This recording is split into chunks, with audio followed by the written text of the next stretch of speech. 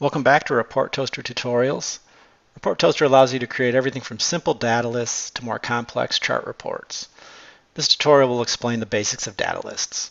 We have quite a few pre-built for you already. We're going to start with the orders data list. As you can see, it's just a basic listing of orders in your Shopify store. We start by looking at the date range limiter. There are many pre-built limiters here on the date range where you can customize something. We default here to 30 days.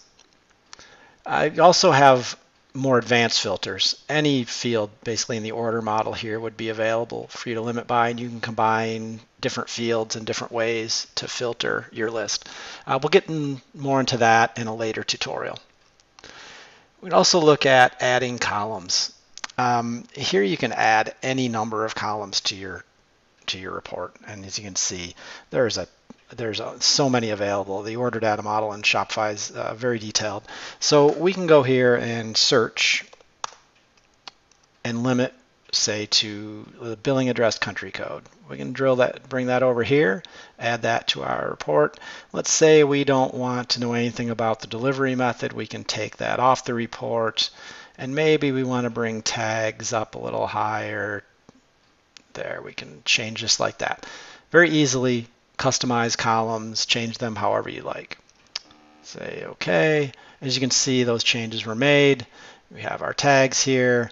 We have our country code that was added.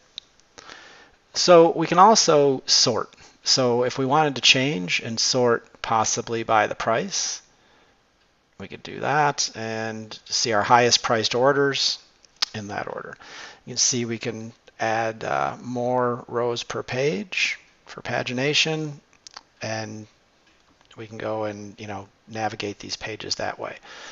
We also have the idea of drill downs here. We'll get into those in a little more detail in a later tutorial, but these will allow you to go down and look at more detail within your report.